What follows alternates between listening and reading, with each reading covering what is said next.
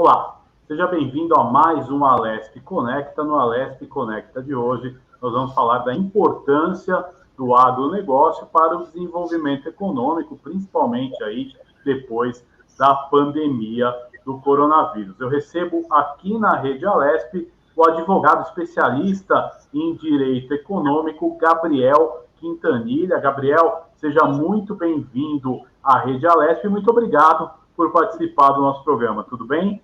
Tudo ótimo. E você, Igor, como vai? É um prazer enorme estar aqui. É uma alegria muito grande. Fiquei muito feliz com o convite. Tenho certeza que a gente vai ter um papo bem legal sobre agronegócio. Gabriel, para introduzir o nosso telespectador sobre o assunto, vamos explicar o que é o agronegócio, o que essa indústria move no nosso país, quais as localidades aí que ela é mais explorada. Acho importantíssimo a gente dar essa introdução para o nosso telespectador. Quando a gente fala em agronegócio, Guga, na verdade a gente está falando de tudo aquilo que envolve a produção agrícola, né? Muita gente acha que agronegócio é só o plantio e o comércio. Não, é uma indústria bastante complexa que envolve toda a parte de maquinário utilizado na produção agrícola, as peças que substituem o maquinário, a mão de obra especializada, o treinamento e, claro, sem sombra de dúvidas, a produção em si. E para a produção em si, além do maquinário, também é necessária a utilização de alguns defensivos agrícolas, de fertilizantes, claro, de acordo com a legislação. E, além disso, a proteção ao meio ambiente também é fundamental. O agronegócio brasileiro ele tem crescido profundamente nos últimos anos, porque o Brasil é uma grande fazenda. Eu diria até que nós somos uma grande fazenda do mundo, principalmente na exportação de grãos. E o agronegócio brasileiro, portanto, ele se desenvolveu e se desenvolve com muita força no interior do Brasil. Estados como Mato Grosso do Sul, Goiás, são estados com uma produção agrícola fortíssima. E o agronegócio, então, é responsável pelo desenvolvimento desses estados. Agora, doutor, passamos aí por uma crise, né? Uma pandemia. Na verdade, ainda estamos passando, né? A queda no PIB brasileiro é de mais aí de 4%, né? Os números ainda com precisão estão sendo apurados, porém, o agronegócio, no meio de toda essa crise, teve um crescimento. Eu gostaria que o senhor falasse sobre isso. Essa é uma situação muito interessante que nós estamos vivendo no Brasil e no mundo, né? A crise causada pelo coronavírus é uma crise sem precedentes. Mas essa crise ela afeta principalmente o setor de serviços. O agronegócio ele foi muito favorecido pela crise, porque com a ideia do lockdown, da pessoa permanecer em casa, essa pessoa continua consumindo aqueles bens da vida que são mais essenciais, como é o caso de arroz, feijão, derivados da soja, leite, etc. As pessoas continuaram fazendo compras. Tanto é assim que o próprio setor supermercadista registrou no ano de 2020 um aumento enorme das suas vendas. Porque aquela pessoa que normalmente fazia sua alimentação fora de casa, passou a fazer a sua alimentação em casa. Portanto, os bens não essenciais foram cortados, mas os bens essenciais permaneceram sendo consumidos e com muito mais força. Para o agronegócio brasileiro, ainda houve mais um elemento profundamente favorável, que foi a alta do dólar. A alta do dólar fez com que os nossos produtos passassem a ser ainda mais baratos e mais interessantes para o mundo. De modo que o agronegócio brasileiro carregou a economia brasileira durante todo o ano de 2020 e certamente será responsável por uma retomada muito mais forte e poderosa em 2021. Porque o dólar continua numa escalada muito forte e a demanda do mundo por alimentos continua sendo muito grande. Sobretudo se considerarmos que esses benefícios assistenciais que foram entregues pelos governos do mundo inteiro são benefícios assistenciais que permitem que as pessoas continuem mantendo a sua alimentação, de modo que a produção agrícola ela responde da mesma forma, ou seja, com uma alta de produção, com uma alta de demanda e sem sombra de dúvidas, com um crescimento muito promissor. O agronegócio brasileiro é um exemplo para o mundo. O agronegócio brasileiro, hoje, ele cresce exponencialmente, sobretudo, mais uma vez, por causa do dólar e do cenário econômico mundial. Agora, doutor, nessa pandemia nós tivemos aí aumentos consideráveis da gasolina, do óleo diesel, pessoas que dependem disso têm tido muitas dificuldades porque o custo aumenta. Eu queria que o senhor falasse um pouco do biocombustível, se pode ser uma alternativa para o brasileiro numa situação tão difícil. E aqui a gente sempre tem que ser bem didático, explicar também o que é o biocombustível, como ele é produzido. O Brasil é um país em que desde a década de 80 é a promessa de biocombustíveis, né? Desde o famoso pró-álcool, que foi estimulado para ser o combustível brasileiro, que é o combustível gerado da cana-de-açúcar, o Brasil sempre foi promissor nos biocombustíveis, que pode ser gerado com mamona, que pode ser gerado com a própria cana-de-açúcar, ou seja, nós temos elementos naturais fortíssimos para a geração de combustível, substituto dos combustíveis fósseis, como principalmente é o caso do petróleo. A alta do petróleo no mundo ela é uma realidade. O preço do barril de petróleo Brent, por exemplo, agora no mês de março, ele ultrapassou a barreira de $70. Some-se isso ao fato do dólar estar elevadíssimo, é claro que isso vai representar um aumento no preço do petróleo. A política de retenção de preços pela Petrobras não é uma política interessante para a empresa e para o governo. Essa política de retenção de preços, de estabilização de preços, ela é uma política que já foi adotada em governos anteriores e queimou muito dinheiro da Petrobras, que é uma empresa privada, né? Que é uma empresa que tem que prestar contas aos seus acionistas. O mercado olha com insegurança e com desconfiança quando o governo interfere na gestão da Petrobras. Portanto, é claro que a utilização de biocombustíveis, de estímulos à produção de combustíveis naturais no Brasil, pode efetivamente reduzir o preço do petróleo e a nossa dependência do petróleo, que ainda é muito grande. Porém, a gente realmente precisa atrelar os biocombustíveis à proteção do meio ambiente. Não basta estimular a produção de biocombustíveis para afastar os combustíveis fósseis e, ao mesmo tempo, destruir o meio ambiente. Agora, doutor, já existe uma lei no Brasil, a Lei 13.576 de 2017, que estabelece regras aí para expandir o uso de biocombustível. Essa lei poderá incentivar o Brasil nessa pandemia na produção do biocombustível? Qual que é a sua análise? Bom, a verdade é que essa lei ainda não ganhou força. O Brasil é um país que, desde a década de 30, ele funciona muito fortemente com estímulos governamentais. O grande problema é que, como o programa do pró-álcool não deu certo na década de 80, aquele projeto do álcool ser o combustível do Brasil, infelizmente, não há uma forma de acreditar que o biocombustível pode dar certo. O empresário não investe no setor. Principalmente se considerarmos que o próprio governo federal não estimula a produção de biocombustíveis. Essa lei ela é uma forte lei, ela é, sem sombra de dúvidas, uma lei muito importante para o desenvolvimento dos biocombustíveis no Brasil, porém, há uma necessidade de substituição gradual dos combustíveis e a garantia da produção dos biocombustíveis. Esse é o grande problema. É o risco de desabastecimento. Há necessidade de uma garantia de que a substituição dos veículos que se utilizam de combustíveis fósseis, que essa substituição vai acontecer de fato. Na Europa, por exemplo, nós temos hoje a grande maioria das montadoras já se organizando para, a partir de 2025, não mais produzirem carros que utilizem o petróleo como combustível, né? Você já tem de forma muito forte esse movimento na Europa. Agora, no Brasil, nós não temos esse movimento sequer por parte do Estado. Vejamos, a própria geração de energia elétrica.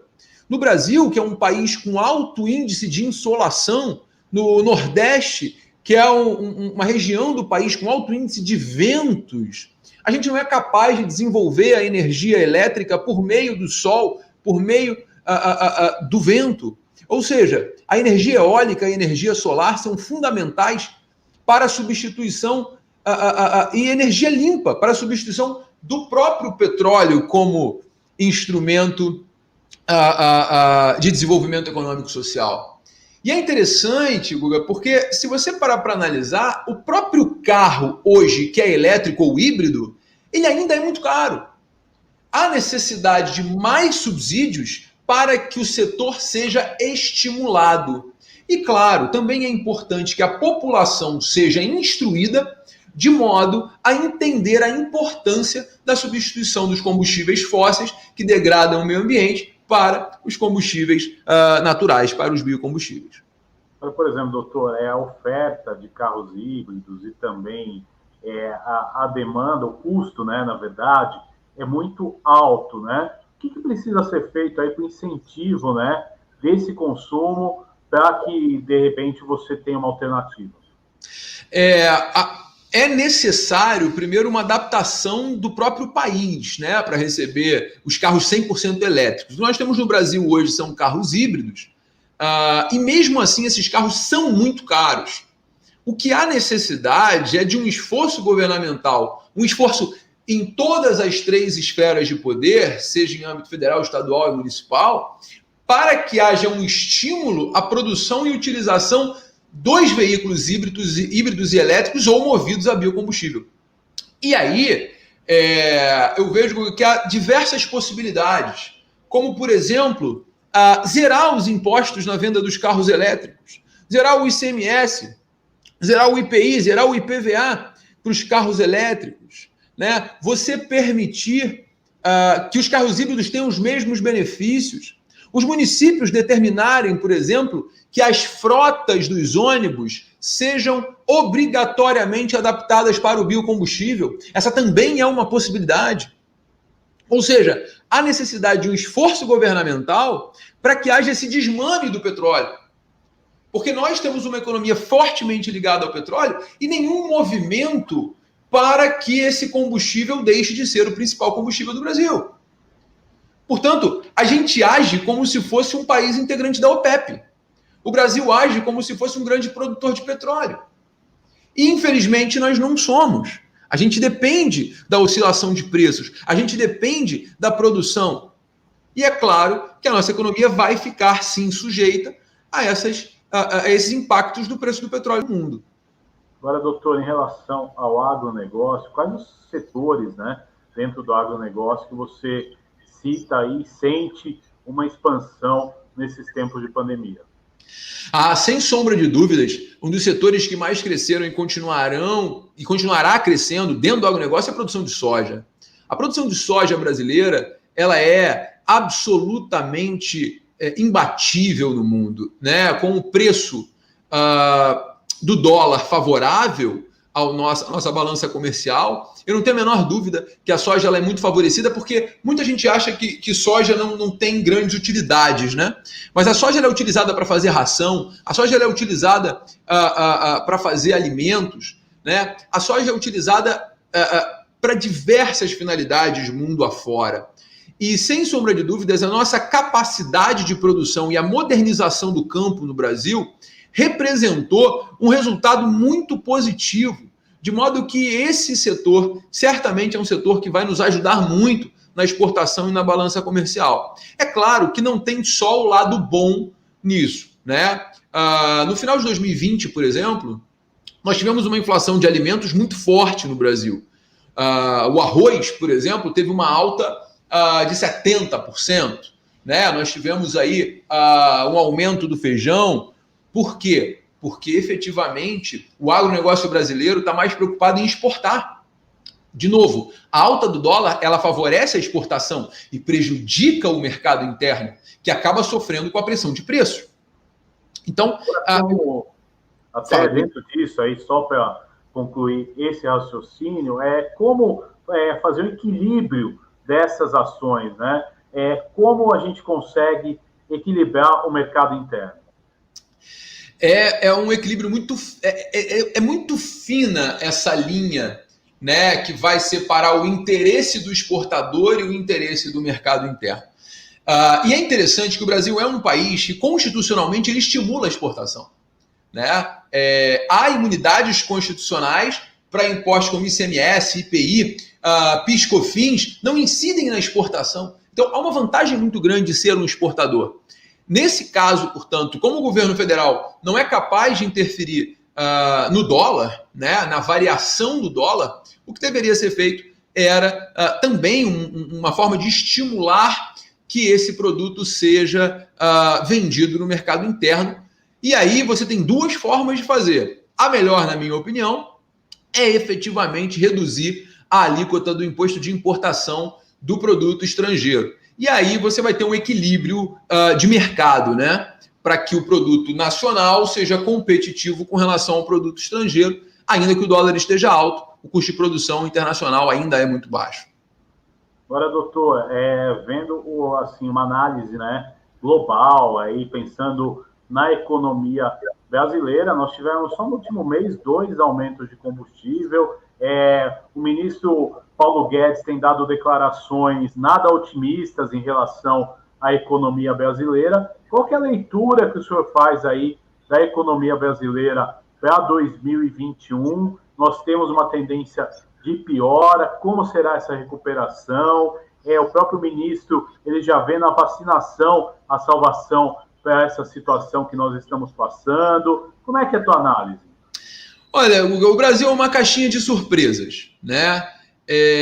O ano de 2021 depende muito de como vai ser o humor do nosso presidente. Afinal de contas, a interferência dele na Petrobras é muito grave para o mercado. A interferência dele na gestão de uma estatal tira a confiança do mercado. E isso faz com que haja uma alta no dólar muito relevante. E economicamente, o Brasil ele não está adotando as medidas necessárias à retomada. E a principal delas é a vacinação.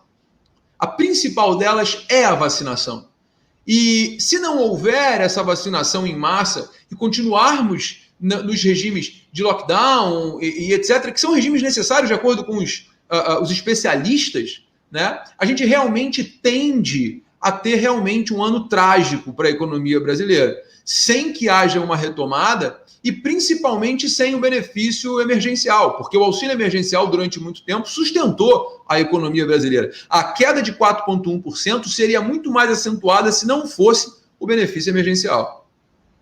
Agora, o cenário, eu queria que você fizesse uma comparação em relação ao cenário mundial. Quanto tempo aí, na sua previsão, nós vamos demorar aí para ter uma retomada e o que isso vai refletir aqui no Brasil? Porque muitos analisam, mesmo que não tivesse pandemia no Brasil, nós íamos sentir o impacto, né, da crise mundial. Então, eu queria a sua leitura em relação a isso. Então, na verdade, a gente... Para sair da crise do coronavírus, a gente precisa, primeiro, acertar, ajustar a casa, né? Em fevereiro de 2020, pouco antes da crise estourar, o ministro da Economia deu uma declaração dizendo que se fizéssemos muita besteira, o dólar chegaria a 5, né? O dólar bateu quase 6. Ou seja, a gente precisa de medidas econômicas, a gente precisa de medidas governamentais para sair da crise e atrair de novo investidor para o Brasil. E percebe, a Bolsa de Valores brasileira ela está baratíssima e nós não temos investimento. Por quê? Porque o investidor externo ele olha para o Brasil com desconfiança. Ele olha para o Brasil como sendo um país que não busca a vacinação da população, que o presidente interfere nas estatais e que não há um norte para que a economia se manifeste, que a economia reaja. Há uma necessidade, sem sombra de dúvidas, de que o governo retome os debates acerca das reformas necessárias para o crescimento do Brasil. A reforma administrativa, a reforma tributária precisa ser efetivada o mais rápido possível. Caso contrário, a gente realmente vai descolar do mundo. Vários países continuam mantendo a suspensão de voos do Brasil. Nós temos variantes de coronavírus perigosíssimas e nada está sendo feito. Economicamente, isso é muito ruim para o nosso desenvolvimento. Isso é muito ruim para a economia do país. Então, há uma necessidade de que a casa seja arrumada, de que haja um estímulo à produção econômica brasileira. E isso é urgente. Caso contrário, a gente vai num caminho sem volta. Esse é o grande problema, Gu. Agora, doutor, é importante, né, a gente agir de forma didática. Caso não tivesse pandemia, o nosso país estaria em crise econômica também? Qual que é a tua análise em relação a isso? Porque às vezes é muito fácil, né, acreditar todo o problema à pandemia, mas a gente já não vinha entrando aí numa crise econômica, doutor? Como é que é essa a sua análise? Então, é interessante porque antes da pandemia estourar, o Brasil ele estava numa situação de estagnação econômica. Né? O PIB de 2019 foi um PIB de estagnação econômica. E no início do ano de 2020, o governo federal ele dava declarações dizendo que o governo estava começando, o avião da economia estava começando a decolar. Mas, em verdade, a nossa economia ainda estava muito dificultada, ainda estava muito, desculpa a expressão, mas é uma expressão mais fácil de traduzir, ainda muito capenga, ainda muito sem um estímulo econômico, sem um crescimento concreto. Há uma necessidade, sem sombra de dúvidas, de que o Brasil adote medidas de desenvolvimento econômico e social. Não adianta, e é claro que é necessário o auxílio emergencial, mas mais importante que o auxílio emergencial é uma reforma administrativa para diminuir o tamanho do Estado. Mais importante que o auxílio emergencial é uma reforma tributária para que você também tenha um país competitivo, para que você mexa nas estruturas do Estado brasileiro e o modernize para atrair investimentos. Caso contrário, a gente não teria também um ano de 2020 bom. É claro que a pandemia parou a pauta do Congresso, mas, efetivamente, se o caminho fosse o mesmo que estava sendo desenhado em 2019, não teríamos 4,1% de queda, por óbvio. Porém, a gente provavelmente manteria aí uma estagnação ou talvez um pequeno crescimento seguindo o resto do mundo. Agora vamos pensar à frente, né? Quais as soluções, na sua opinião, para que o Brasil retome o crescimento? Como você acha que nós aí vamos conseguir uma retomada econômica aí a partir de 2022, 2023? Não sei se você teria projeção de tempo também dessa recuperação, doutor. Olha, projeção de tempo é muito difícil, principalmente quando a gente não tem uma resposta de vacinação. Mas fato é, medidas simples podem ser adotadas, como está sendo feito no mundo inteiro.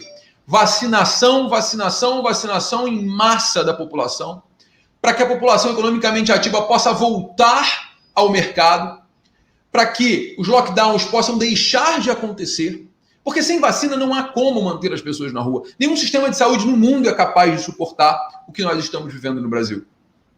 Então, o que é importante agora é vacinar, trabalhar estímulos para o crescimento econômico e estímulos responsáveis, como, por exemplo, estímulos à indústria, ao agronegócio, né? Estímulos, pacotes de estímulos tributários, financiamento mais favorável. Essa é a função do BNDES, ajudar o pequeno empreendedor, que é aquele que emprega, para que esse cara possa efetivamente gerar novos empregos, para que esse cara possa se reerguer, porque o momento que a gente está vivendo hoje é de fundo do poço para muito empresário.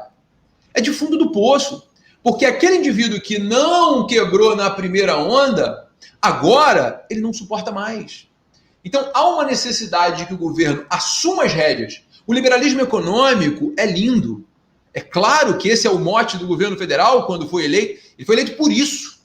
Só que o momento é do governo tomar as rédeas, não das estatais, mas da economia, com reformas que sejam capazes de baratear o custo do Estado, a manutenção do Estado e estimular o particular, aí sim, a desenvolver a economia brasileira.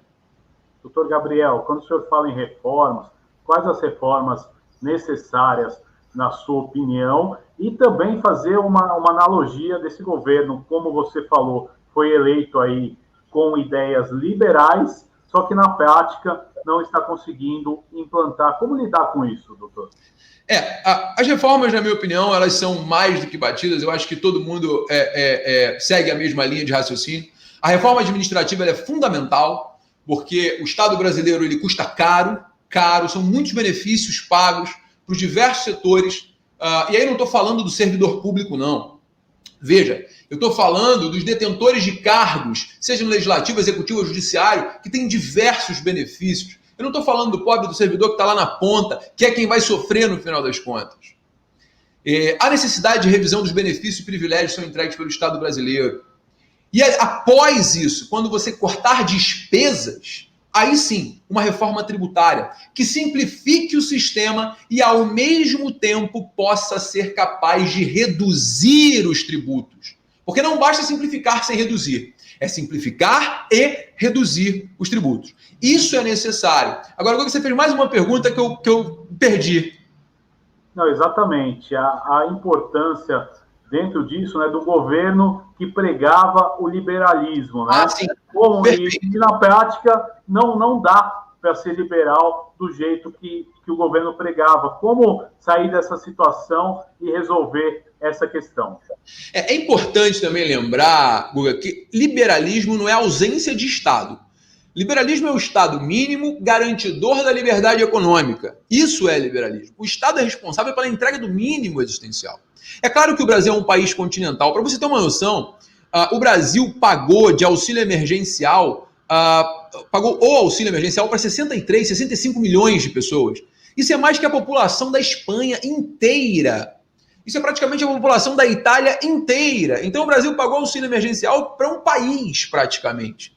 Né? É claro que foi necessário, é claro que é importante, mas isso não é a única medida que tem que ser adotada para a gente sair do buraco. O liberalismo econômico ele deve ser, sim, atrelado à política de garantia da liberdade econômica, o que realmente não está acontecendo no Brasil. O Brasil está se pautando no gasto público para estimular o desenvolvimento. É claro que no momento de pandemia isso pode funcionar, mas a gente também precisa pensar numa forma de desligamento desse gasto, porque senão o liberalismo econômico ele vai cair por terra, enfim, eternamente, ou pelo menos até o fim do governo. Doutor Gabriel Quintanilha, eu quero agradecer a sua participação nesse Alesp Conecta e fica aí o convite para o senhor participar conosco aí em outras oportunidades. Muito obrigado, viu? Eu que agradeço. Foi um prazer enorme e chamando eu estou de volta. Muito obrigado. Tá certo, doutor. Este foi mais um Alesp Conecta. Falamos aí da importância do agronegócio para a retomada econômica do Brasil. Você continua agora com a programação da Rede Alesp. Você pode acompanhar este e outros programas em nosso canal no YouTube. Acessa lá, Rede Alesp, e acompanha todo o conteúdo produzido por nós. Até mais, um abraço, tchau, tchau.